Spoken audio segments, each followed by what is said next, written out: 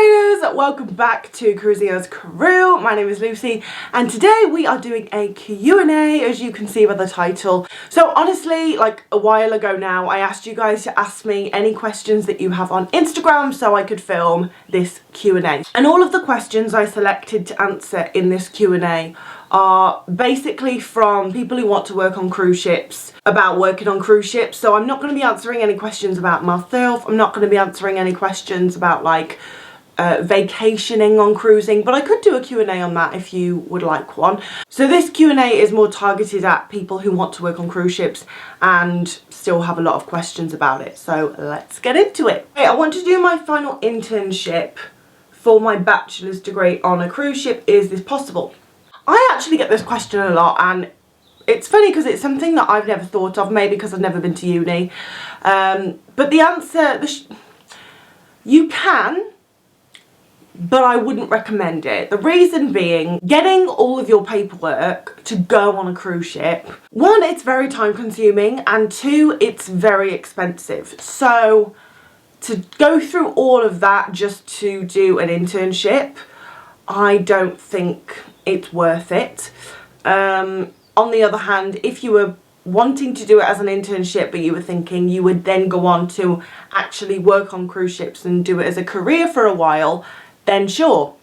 I mean, God, there's people who get all their paperwork and they do one contract and never do it again. So there are people who do it, but just because you spend so much money on, you know, the SCCW, the medical, the visas, I don't think it would be worth it to do an internship unless you were going to continue working on cruise ships once you have finished your degree. During a 9-month contract, do you ever get a small holiday? No, you don't. During any contract, no matter what job you are doing on board, you do not get a holiday. So everyone signs a contract when they come on board to say that they are basically willing to work 14 hours a day almost every day. So the only time off you get is, normally people get the morning off. Like, you can't work 14 hours every single day, like you do need to have some time off, but most likely it will be a morning here and there. That will be like the most time off you get. I get a lot of time off because I work in the shops, and the shops cannot be open and be selling stuff when the ship is in port, which means that we are closed while the ship is in port, which means I do get a lot of time off. But that is only because there's literally nothing to do. Like, if they could make us work, they would make us work. So I remember there was like, not a scare, well yeah, it was a scare, on one of the Virgin ships I was on. They were like, oh, they're working on trying to let us be able to sell while the ship is in port. And everyone was like, oh my God, because it's like, we're never going to get off the ship again. Like, if we can trade while the ship is docked, like so if they could make us work, they would, but they can't for now. So that is why I seem to get a lot of time off, but you do not get like a holiday or a weekend or anything during your contract. You get on and you work every day until you get off. How do you get to passenger areas wearing sandals if it's compulsory to wear closed-toes shoes on the I-95? Right, so for those of you who don't know, the I-95 or the A1A, every cruise line calls it something differently, is the big crew corridor that runs along deck 4, and that's how crew members get like from A to B. It's like the highway of the cruise ship. That's like the best way to describe it.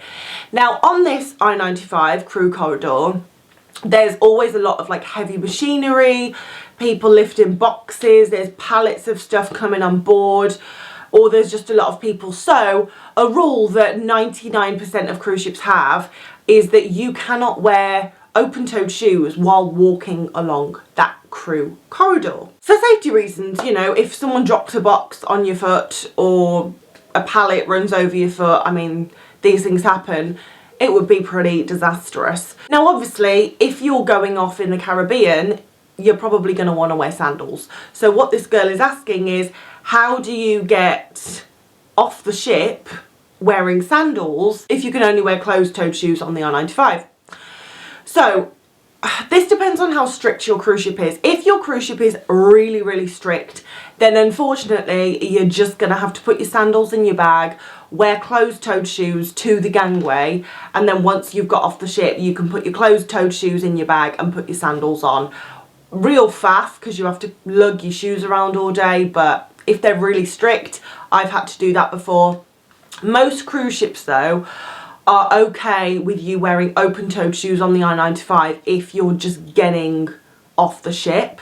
It's different if you're like going to the mess or going, I don't know, somewhere around the ship, but if you're literally leaving your cabin and going straight to the gangway, normally they don't mind. And if someone did stop you and was like, you're wearing open-toed shoes, not that they probably would, but if they did and you said, I'm literally getting off now, they're more likely to be like, oh, okay, go for it. So that's how you do it. You either have to put your closed-toed shoes in your bag or they're fine with it. But I mean, just test it out. I'm pretty sure no one's going to say anything if you're just getting straight off the ship.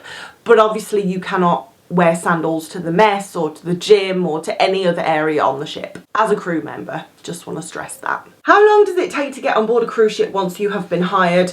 This is a really good This is a really good question because most of the questions that I'm getting from you guys at the moment is, I've applied and I haven't heard anything. I was told I got the job and now I haven't heard anything.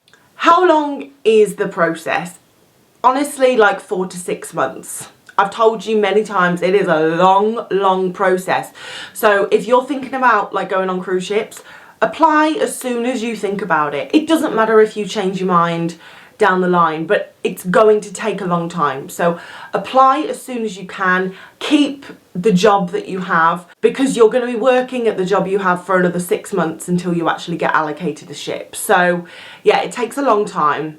And what I would say is, after you've had an interview and you are told that you've got the job, it usually does go a bit quiet then. And people panic because they're like, well, I was told I got a job, but now I'm not hearing anything, which is unlike any other job. You know, if you applied for a job at a supermarket, you'd hear from them quite regularly to be like, okay, you're going to start then. This is how you get your uniform, blah, blah, blah. Whereas cruise ships, you basically get an email saying you've got a job and then you don't hear from them again for like 2 months. And it's like, I'm sorry. Did I have a job or not? It's very confusing. Then randomly they'll send you an email 2 months into the process saying, okay, we're ready to get your paperwork started. So what I would say is you just need to be patient.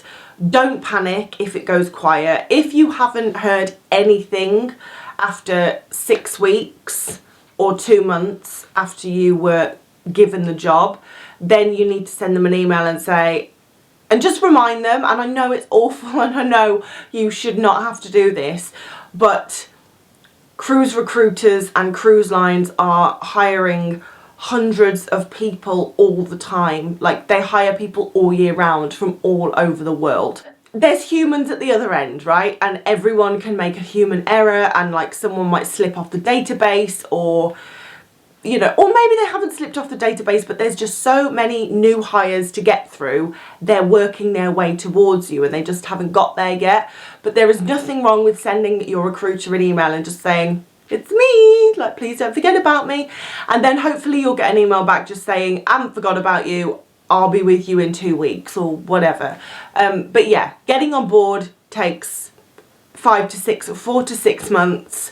And also there's a lot of like confusion within that time because there isn't much communication and it's just a minefield. Can I work on a ship at 18 years old? Yes, you can, but it will have to be a UK based ship. So like Carnival UK, and they work with like P&O UK, Princess, Cunard. So as long as you go with a UK based cruise line or recruitment agency, you can get a job on a cruise ship at 18. If you go with basically any other recruitment agency or cruise line, as in they're American, they're German, they're everything, you have to be 21. Yeah, if you are 18, I would recommend applying to Carnival Corporation and working for like Carnival UK or P&O or something. Should I bring work-related clothing because the company doesn't provide? Your recruiter will tell you. So on Virgin, they provide the uniform. On P&O, I had to take my own uniform. On Royal Caribbean, Steiner provided the uniform because I was working in the spa.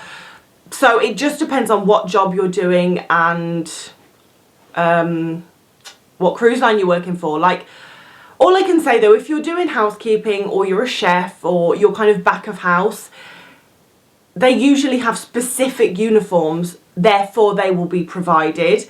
Whereas if you're working in like the art gallery, the shops, and you can just wear a suit, then you usually have to take your own uniform. But that's something that you will have to ask your recruiter because it just varies so much. I can't give you one answer here, unfortunately. How often should I be doing IPM? I seem to be doing IPM very regularly. Okay, so again, for those of you who don't know, IPM stands for in port manning. If the ship goes into a state of emergency, obviously every crew member has a role to play. So at all times, because a ship can go into an emergency at any time, there needs to be enough crew members on board to be able to deal with an emergency. Because, like, let's say the ship docked and all of the crew members got off that weren't working. I mean, if the ship did go into a state of emergency, there wouldn't be anyone left to fight the fire or whatever. So when you get on board, you're given a safety card with a safety number on. And IPM is done in rotation between your department. And what it means is if you're on IPM, for that day, you can't get off the ship in case there is an emergency. Now, there basically never is, especially in port. Like, you're not very unlikely you're going to have a cruise ship emergency while it is in port, but it could happen. So it is annoying because you're like, so I can't get off the ship today because there might be an emergency. But yeah, that's basically what it is. But you should only be doing it like, I mean, the most I've done it is once every 6 days because my team was very small. So it was a quick rotation of people. The least I've done it is actually on Virgin, and on my last contract I think I did IPM maybe like once a month. But this girl has said that she's doing it once every 3 days. So I can't tell you that this is wrong because, again, that is the safety officer's job to arrange the IPMs and stuff. So, I mean, what the hell do I know about the safety officer's job? What I will say is you can absolutely go to the safety officer. I wouldn't go to your manager. I'd go to the safety officer if you can collar him or one of the safety people and just say, look, I'm doing IPM every 3 days. Is this normal? Don't moan about it, because if he says, well, yeah, you're like, oh, all right then, it's just shit. It's just unlucky. But I can't even say I'm pretty sure, but I would think he would be like, no, that's not normal. Let's have a look at your card and we can change it. But yeah, I would go to your safety officer with that issue and hopefully he will amend it. Is it easy to switch companies? I want to go to Virgin from Princess. Yeah, we have another one. It's easy in so much as because you now have cruise ship experience, you're more likely to be hired. Obviously, like any job, the more experience you have in the industry, the better. However, it's just a case of applying and seeing if you get the job. If you want to apply for a job on Virgin Voyages, then you just need to go on the Virgin Voyages page on LinkedIn. That's where they post all of their jobs. And yeah, so good luck. But that surprises me, actually. I've always heard like really, really good things about Princess, and like anyone who's worked for Princess has always been like, it's amazing. So yeah, but then, you know, Princess is very like old school traditional cruising, whereas Virgin is not. Can I work on board if I am plus size? I'm worried about passing the medical and also being a fish out of water. Yes, you can work on cruise ships if you are plus size. You can work on cruise ships at any size, as long as you pass the medical. If you are a larger person but you are completely healthy, you don't have any underlying health issues, you can stand on your feet all day, you know, you're a fit larger person, then you'll be absolutely fine. However, you know, if you're a larger person but you're struggling to get around, you can't stand on your feet all day, then you may not pass your medical. So it's literally just a case of, are you fit and able and healthy? If you pass your medical, yes, you can work on cruise ships at any size, but that is something that you can speak to your local GP about if you're not sure, because so I have a heart condition. So when I decided that I wanted to work on ships, I was like, well, I don't even know if it's a possibility because I have this heart thing. So the first thing I did was go to my GP, my local GP, and I was like, look, I want to work on cruise ships. I know that you have to do a medical. Knowing my past medical history, do you think I'll pass a medical and I can work on ships? And obviously she said yes. But I think that's better, because what you don't want to do is apply for a job and go through all of the hurdles, because the medical is like the final step before you get on board. So you don't want to go through all those hurdles to then be told that you can't pass the medical. So go to your local GP first. Which job is the best to do on a cruise ship so you can get the most amount of time off? So working in the shops, but the only thing I would say is, as I said earlier in this, the reason that we don't work much is because normally cruise ships are in port every day and the shops can't be open while we're in port. However, if you apply for Harding and they put you on Queen Mary, Cunard Queen Mary, that is at sea 6 days a week, and then it just goes from Southampton to New York, you're going to be working like as much as the housekeeping staff and getting paid less. With all of these jobs that I'm going to say are good for time off, it really does depend on what ship you get. You could have a manager that likes to make you work every hour God sends. You could have an itinerary that means you need to work every hour God sends. But normally the best jobs for time off are working in the shops, working in the art department, working in the casino, being a port and shopping guide, which is good money as well. And, you know, I'm going to say Future Cruises, which is the department on board that sell passengers their next cruise while they're still on a cruise. Yeah, that's a thing. They get really good discounts. So, yeah, you're still going to work more than you would an average job on land. But compared to a lot of other jobs on board, you're going to be working a lot less with those jobs. Is it easy to make friends outside of your department? If you go to crew bar and you go to crew parties, then yes, because you'll mingle with loads of other people. If you just go to work and go to your cabin, then obviously not, because you're only going to socialise with the people that you work with. So, I mean, in the first few weeks, you're going to be knackered. So it's all right if you don't go to crew bar then, but I would make the effort to go to crew bar as you kind of ease into your contract, because that's how you're going to make friends from other departments. How long do you in the shops work each day, and how many breaks do you get? So on a sea day, I start work at 9:30 to have a meeting, and then we open the shops at 10 a.m. Then I will have a 1 hour lunch break, and the time varies because obviously you can't send the whole shops team at the same time, so there's a rotation. So let's say it's like 12:30 to 1:30. Then I'll have another 1 hour break for dinner, which will be maybe 6:30 to 7:30. Back to work, we will close the shops at 10. And depending on how busy it was, if the shops need replenishing, we could get out at 10:15 or we could get out at 11 o'clock. So the sea days are long, but then the port days, usually you have nothing to do during the day, and then you open the shops once the ship sets sail. So if the ship sets sail at 5, you open the shops at 5. If the ship sets sail at 8, you open the shops at 8 till 11 p.m. on a port day. And there's usually no break on a port evening, because if you start work at 6, the mess opens at 5, so the theory is you can have your dinner before you start work. Now obviously if you had to open the shops at 4, you would have a dinner break, because no one is going to eat their dinner at 4 p.m. So usually that is the shop's schedule. Now obviously you could be asked to do things in the day, like there might be a drill, there might be a delivery, you might have to go in and clean the shops or something. You know, there's been sea days where we were like absolutely ransacked and everyone was tired.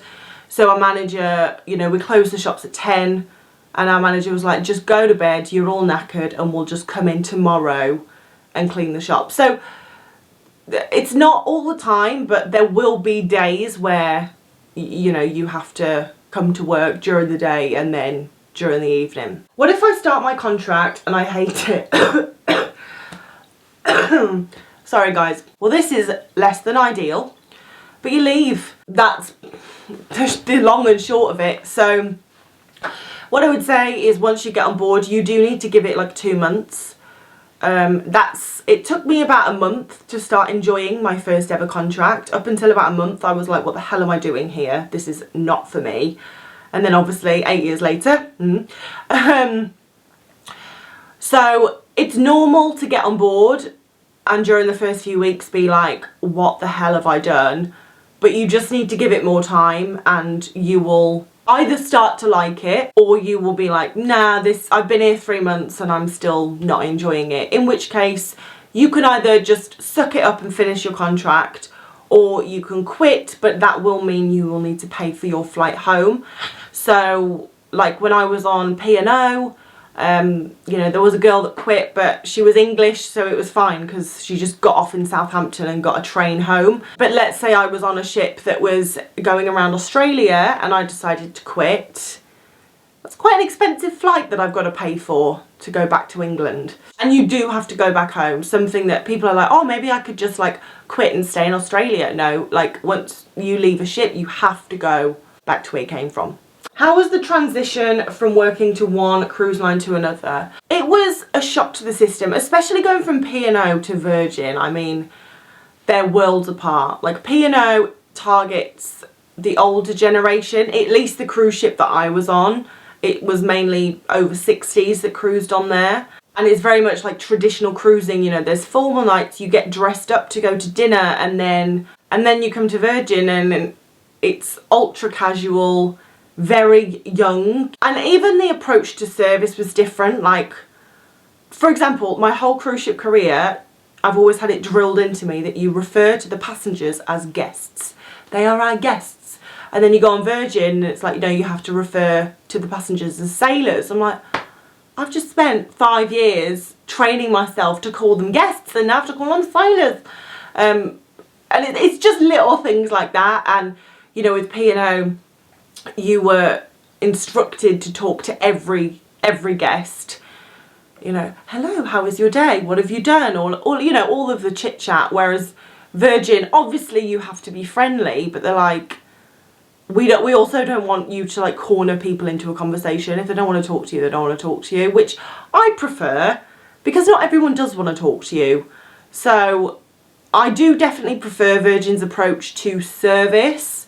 But yeah, it was a big transition. There was a lot of things that I was like, oh, this is very different. Are there any restrictions on the type of makeup and hair you can have? Yes, there is. Again, this depends on the cruise line. So P&O, for example, Cunard, Silversea, because they attract an older demographic, a more classic demographic, there's going to be no tattoos. They're going to want you to have a natural hair colour, that be blonde, brunette, a redhead, but like a ginger redhead, not like Rihanna redhead. You know, they're going to want natural makeup, whereas you go on Virgin and because they attract a completely different demographic, they're happy for you to have colours in your hair, to have smoky eyes and bright red lipstick and stuff. So this really does depend on what cruise line you work for. If you are someone that has tattoos and you like to have colours in your hair, then maybe Virgin is more for you. However, if you are someone that does have a natural hair colour, I mean, I have a natural hair colour, I don't have any tattoos, and I don't think my makeup is too out there, which is why I worked well on P&O. I obviously work on Virgin, but you see what I'm saying. This is a good question. Can you cook any of your own food? Like, is there a kitchen separate to the mess? No, there is not. There is the mess and that is it. So the most cooking that you will be able to do is with a microwave, because there'll be a microwave in the mess and you go out in port and you buy something that you want to put in the microwave. Obviously you can do that, but you know, you're not going to have access to an oven or a grill. Unfortunately, you can't do any cooking of your own. You will just have what's in the mess available to you. What are the benefits of working on a cruise ship? Oh my god, I mean, I've gone through this like 100 times before, but I am happy to go through it again. So you get to save money because you don't have to pay rent, you don't have to pay for a car. or anything. You don't have a food shop, so saving money is really, really easy. You get to travel to some amazing places on somebody else's dime. You're not paying for it. You get to meet people that you would never have the opportunity to meet. Some of my best friends are literally from the other side of the world. If I wasn't on a cruise ship, I would never have met someone from Colombia. I would never have met someone from China, probably. So it's given me the opportunity to make friendships I would never normally be able to make. You grow as a person because leaving your family and friends back home makes you stand on your own 2 feet. You have no other choice. You really do grow up and learn a lot about yourself. And those are just a few benefits to working on a cruise ship. Is it possible to be in a long-term relationship when you work on board? Not really. Look, yes, of course it is. People do it all the time. So yeah, you know what? It's possible. Is it fun? No. Because you just spend all your time constantly missing that person that you're not actually with. It's horrible. I wouldn't recommend it. But you know your relationship better than me. So I think if you think this is the person that you are going to spend the rest of your life with, then maybe it's worth it for you. However, if you genuinely dig deep and ask yourself if this is the person and you're like, probably not, then just cut your losses and you'll save yourself a lot of time. But that really is a question that I wish I could answer it for you, but I can't. If you do decide to do it, it's going to be really, really, really difficult. So just be prepared for that. Anyway, guys, that was the last question. So I hope that you feel more in the know now. If you do, let me know. If you don't, let me know. If I haven't answered any questions, then you can ask them in the comments and I'll get back to you.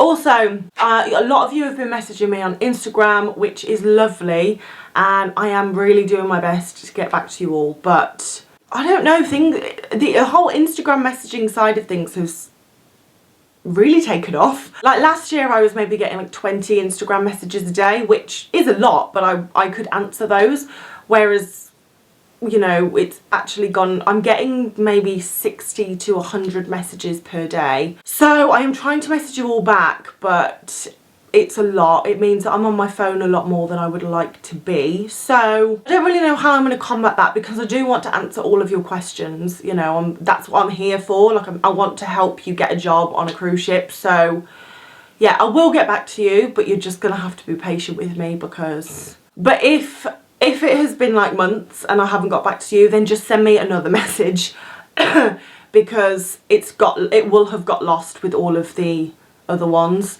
But yeah, I'm sorry about that. But thank you for watching. I hope you have a wonderful rest of the day, and I will see you in the next video. Bye!